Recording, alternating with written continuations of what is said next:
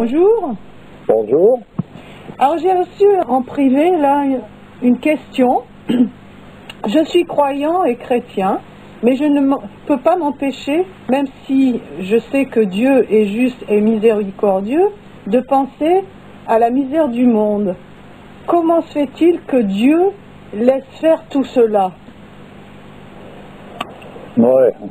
Alors je t'en parle parce que c'est cet argument-là qui fait que il y a beaucoup de gens qui ne croient pas en Dieu, parce que justement ils pensent que s'il y avait un Dieu, il n'y aurait pas toute cette misère dans le monde. Alors moi je dirais plutôt que c'est parce qu'ils ne croient pas en Dieu qu'ils ont cette argumentation. Tu vois, on peut tourner ça indéfiniment. C'est pas une question en réalité. Là, en l'occurrence, non, puisque le gars, il est croyant et chrétien et croyant, mais il ne peut pas s'empêcher de penser à ça. Je comprends bien ça, mais à un moment donné, donc, ça signifie tout simplement, c'est que on a mis le monde dans un état d'ignorance totale, ce qui fait que toutes les fonctions possibles et imaginables viennent se greffer de manière à miner à la base toute croyance, toute possibilité d'ordressement. Oui, mais c'est une question légitime hein, qu'on peut se poser. Hein. Oui, mais ce qu'il faudrait se poser comme question, c'est comment il faut faire pour retrouver la solution à tout ça. Et en réalité, il faut insister d'une manière justement sur la prière et la méditation, ou la méditation, même on peut dire, suivant l'obédience. Mais de toute façon, voilà où se situe la possibilité. Il n'y en a pas d'autre. C'est ce qui peut apporter la réponse qui fait que cette question ne se formule plus. Parce que vouloir résoudre une question qui n'en est pas une, c'est très difficile. Dieu ne laisse pas faire ceci, etc. Ça n'a pas de sens. C'est comme le soleil. Comment est-ce que le soleil permet qu'il y ait des gens qui se brûlent la peau sur leur balcon? Ça n'a pas de sens en réalité, voilà. Je comprends bien ça, d'un point de vue sentimental, mais ça n'a pas de sens. Voilà. Donc pour résoudre la question, pour que la question ne se pose plus, je dirais, il s'agit de suivre une démarche qui correspond donc à la tradition à laquelle on appartient, qui amène effectivement à un état où ce genre de question est résolu d'avance. Voilà. Oui, mais je peux comprendre que les gens qui se posent cette question pensent que puisque Dieu a tous les pouvoirs, pourquoi il ne règle pas ces problèmes-là? Mais il avait bien tous les pouvoirs. La preuve c'est qu'il a donné à l'homme la liberté. C'est-à-dire l'image de Dieu, l'homme est fait à son image. Et bien son image, c'est la liberté. Donc l'homme est libre. Et il est tellement libre qu'il en est arrivé où il en est arrivé. Il a fait, c'est l'homme qui est arrivé là, en vertu de sa liberté. Il s'est positionné. Si tu te positionnes de façon arbitraire par rapport à n'importe quoi, de toute façon, ça se finit toujours de façon arbitraire. Ça peut pas être autrement. Mais... Et si on trouve ça, il y a plus la liberté n'est donc plus là, c'est une prise en charge. Oui, mais puisque Dieu est comme une mère avec son enfant, à un moment donné, quand tu vois ton enfant t'enfoncer trop loin dans l'erreur et tu fais en sorte qu'il y ait un redressement, pourquoi Dieu n'intervient plus? Pourquoi il laisse faire maintenant? Parce qu'il y a un moment donné où l'homme a été trop loin. Qu'est-ce qui peut faire dire qu'il n'intervient pas? Il y a des enfants qui meurent tout petits de maladies. Ouais. On se dit mais c'est injuste, pourquoi? Il y a tout un tas d'injustices qui sont dans le monde. Et donc... Alors c'est injuste en vertu de quoi?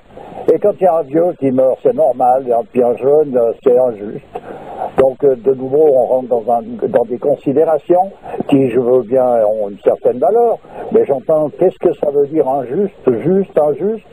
Alors il y a des gens qui ne meurent pas jeunes et qui galèrent toute une existence dans des souffrances terribles, qui meurent vieux. Mais là c'est juste alors tout d'un coup.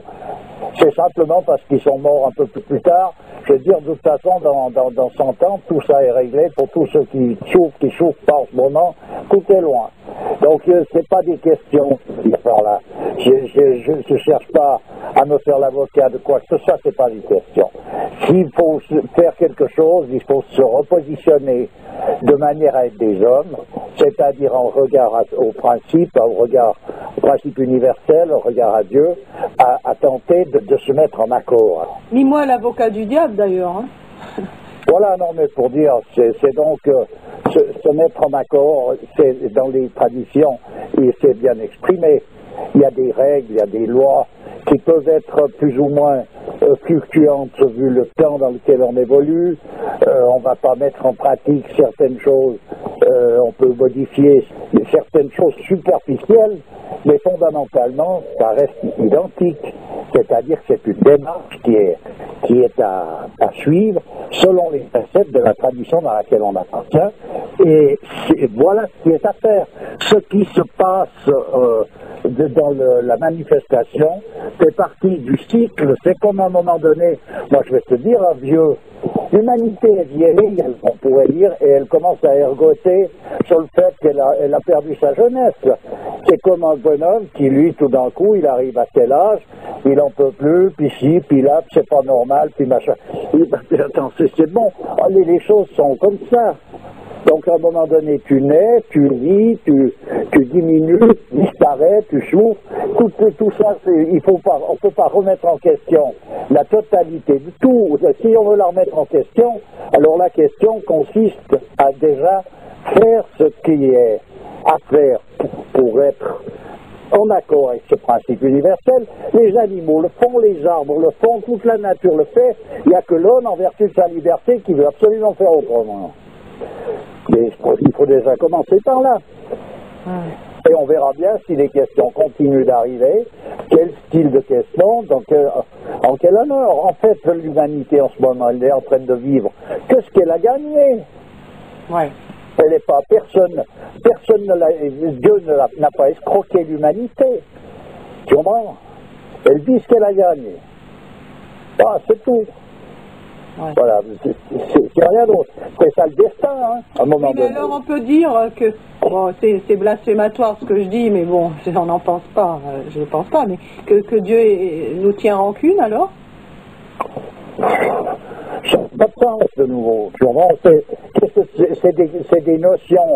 C'est des notions humaines actuelles qui on ne peut pas reporter ça à une volonté divine. Ouais. On peut dire plutôt d'ailleurs la preuve en est, c'est qu'il se manifeste à un moment donné ce genre de questions, c'est plutôt l'homme qui tient rancune à Dieu. C'est l'homme qui tient rancune à Dieu, ouais. Oui, mais je veux dire à un moment donné c'est insoluble ce genre de choses, parce que c'est du délire. Tu vois, malgré toutes les apparences de justification qu'il puisse y avoir devant l'injustice. Mais si on considère le principe universel comme une injustice, dans ce cas-là, tout est réglé, alors. Il n'y a plus besoin de se questionner, alors on est dans l'injustice, et on est juste, on est des personnages justes qui sont nés dans l'injustice, et Dieu est injuste. Alors renversons la vapeur, puis on verra ce que ça donne. Qu'est-ce que ça donne? Ça n'a aucun sens. C'est sûr. Donc il nous est indiqué, dans toute tradition, il a été indiqué à l'homme quelle est la démarche qu'il doit suivre. Il ne la suit pas, et puis il n'obtient pas le résultat qui est prévu s'il la suivait. Disons, on ne peut pas trouver à redire au-delà de certaines limites à tout ça. Hein.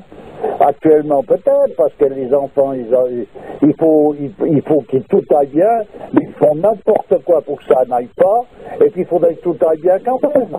On en est là, quoi. C'est-à-dire, tu peux leur dire ce que tu veux, n'écoute pas ce genre de musique, regarde pas ce genre de film, ne fais pas ce genre de truc, tu vas te rendre malade, tu vas oui, continue, puis quand ils sont mal foutus, ils viennent te dire, ouais, ça va pas. Non, j'entends, c'est bon, donc on est dans un état qui est, comment est-ce qu'on appelle ça? Je sais pas, moi. on est mal barré. Et puis il ne faut pas compter sur les autorités scolaires de n'importe quel acabit. On te remplit la tête avec des âneries qui ne te servent à rien au bout de X temps parce que ça change tout le temps. Mais par contre, te donner la moindre des indications qui te permettrait de situer juste par rapport au principe universel, il n'y a personne. Si on me trouve un uni où ces choses-là sont mises en avant, il faut bien le signaler là sur Internet. Une université. Ça va certainement intéresser du monde. Ouais. Ça n'existe pas. Ouais. Et les personnages qui ont des aptitudes pour donner des indications ou pour non seulement donner des indications, mais exposer des pratiques permettant à l'obtention d'une certaine concentration, etc., ils sortirent de la circulation, puisque de toute façon ça n'intéresse personne. Moi, j'ai rencontré une prof de yoga qui m'a dit, moi j'ai arrêté tout simplement parce que les gens qui viennent, ils viennent pas faire du yoga. Donc j'enseigne le yoga, j'ai appris le yoga selon une règle qui est en rapport avec le yoga, et quand on vient chez moi, c'est pas pour apprendre le yoga, c'est pour maigrir, c'est pour ci, c'est pour là. Qu'est-ce que tu... C'est bon. Ça sert à quoi? Donc si c'est quelqu'un d'intègre, qu'est-ce qu'il fait? Il arrête, il passe à autre chose, puis c'est bon. Puis il continue son yoga pour lui, puis ça s'arrête là. Comment on fait? Si tu as, même dans un truc pratique, le plus terre à terre, les choses en sont là. Si quelqu'un veut apprendre l'ébénisterie, puis qu'il vienne, c'est pour prendre voilà, d'accord, mais je veux dire, à un moment donné, il faut prendre des outils, il faut s'intéresser, il faut y aller selon une règle, parce qu'il y a des lois qui sont des lois physiques même là, et donc il n'y a rien, Et ils ont été entraînés à l'école à être comme ça. Tu veux dire que l'homme attend d'avoir les réponses qui lui tombent dans le bec comme ça tout cru sans faire la démarche, quoi? Ben, actuellement, il a été fabriqué, il a été formaté de manière à être complètement débilité. Il n'a aucun pouvoir sur lui-même. Voilà, c'est tout. Donc, comme dit des personnages qui, eux, s'entraînent justement à maîtriser un peu leur existence, il faut arriver à te commander toi-même. Si tu ne peux pas te commander, il faut donc obéir. C'est tout ce qui reste à faire. Et là, plus personne ne veut ni commander parce qu'elle est incapacité de le faire. Elle n'a même plus la capacité d'obéir. Eh oui. Tu comprends? Donc, c'est ça, en somme, quand on parlait tu sais, il y a eu des avertissements le long de l'histoire dans toute tradition concernant l'attention particulière qu'il fallait avoir sur certains aspects des choses pour ne pas mettre en marche des forces démoniaques, pour pas... on est plein de feu. Le diable est chez lui, tient le couteau par le manche, il fait ce qu'il veut de l'humanité. L'humanité est à son service. C'est plus la danse de Shiva, c'est la danse de Satan, et tout le monde danse cette danse avec frénésie. Ouais. Et on peut aussi prendre, pour répondre à ce genre de questionnement, l'histoire de Moïse et de El-Kadir, tu sais, l'initiateur, avec les questions que se posait Moïse, et on lui avait demandé d'être patient, et dont il ne comprenait pas le sens de tout un tas d'agissements que cet initiateur faisait. Et en fait, on se rend compte qu'on a une compréhension très limitée, à une échelle très limitée de ce qui se passe, de ce qui nous arrive, de ce que l'on voit autour de nous. Et que, vu à une échelle plus grande, on comprendrait beaucoup plus le sens de tous ces enjeux, etc. Et c'est de là qu'on peut dire que, effectivement, les rouages du destin sont vraiment impénétrables, quoi. On ne peut pas comprendre. Oui, on ne peut pas comprendre, on ne peut pas comprendre. Mais il y a pour tout un chacun une possibilité de comprendre quel est le rôle qu'il a joué, dans le sens quelle est la position qu'il doit adopter pour être ce qu'il est. tout un chacun a ça en lui, c'est pas, il y a pas, c'est là où justement il n'y a pas une injustice fondamentale qui fait que tu débarques dans une histoire où tu n'es pas constitué de manière à pouvoir faire ça. Ça n'existe pas, ça. Sur le plan de ce qui est demandé dans un cadre traditionnel, on ne demande pas grand-chose. D'ailleurs, actuellement, il n'est pas demandé grand-chose. Il est demandé simplement une soumission à ce principe universel. Et puis, dans toutes les traditions, il y a des prières, il y a des actes de cet ordre, c'est-à-dire des attitudes, des postures, je dirais, qui sont là, et qui sont présentes, et qui sont indiquées, où l'homme n'a qu'à se plier à ça pour retrouver son équilibre. Voilà. Donc, on nous a donné pas mal d'outils, finalement. Et tout y est, il manque rien. Après, on met le paquet on a mis le paquet pour s'atrophier. Alors, à présent, évidemment, le moindre mouvement nous fait mal.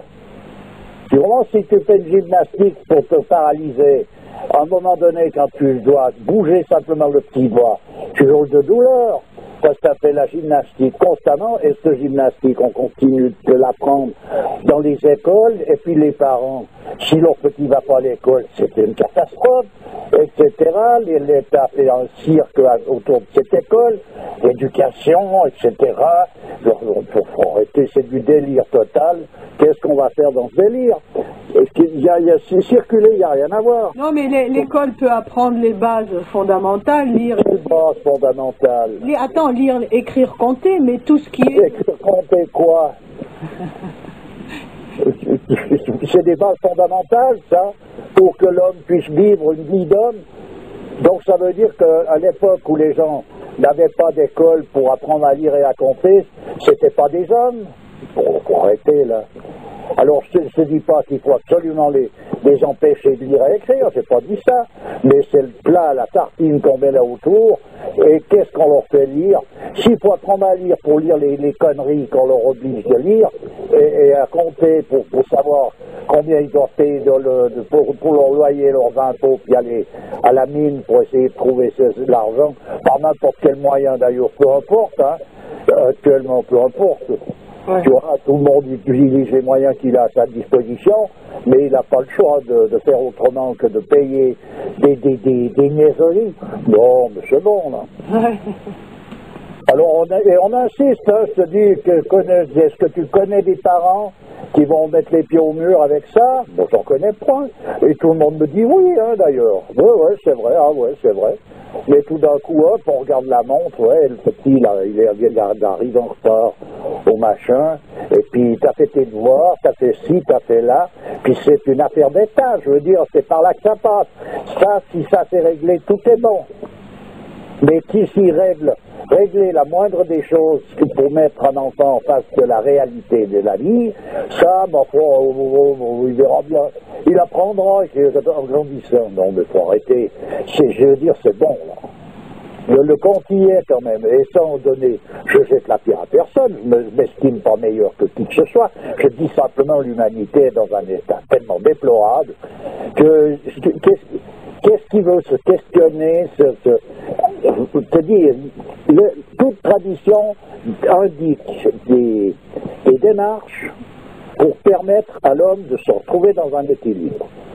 Qu'on essaye, qu'on fasse des tentatives pour se mettre en accord avec ces démarches, et c'est le mieux qu'on pourra faire. Mieux, on ne pourra pas faire. Donc accepter les rituels d'une tradition, les suivre, etc. Ah oui. Bien sûr.